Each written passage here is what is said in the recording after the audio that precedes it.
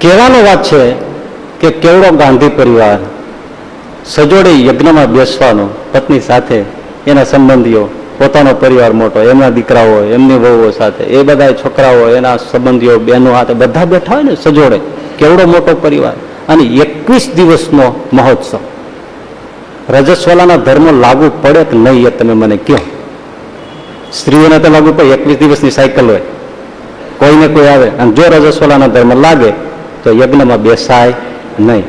પાનાચંદ બાપાને મુખે મેં આમ સામે બેસી સાંભળ્યું છે, મને કે હરિસ્વરૂપ સ્વામી 21 દિવસના મહોત્સવમાં સહજાનંદ સ્વામી ગુરુદેવ શાસ્ત્રી મહારાજનો પ્રતાપ, અમારા કુટુંબમાં કોઈ સ્ત્રીને રજસ્વલાનો ધર્મ નહોતો. 21 દિવસમાં નહીં. યજ્ઞ પૂરો થયા પછી જે કુદરતે હોય એ કાર્ય થાય. નજરે સાંભળ્યાની, અનુભવેલા લોકોની વાત આ તમારી આગળ કરી. જેને ભજતા છૂટે ફન કરે ભાવ, કાળની ગતિ ભાઈ ના થાય. આવું તો કેટલું કહીએ, ગજબ છે.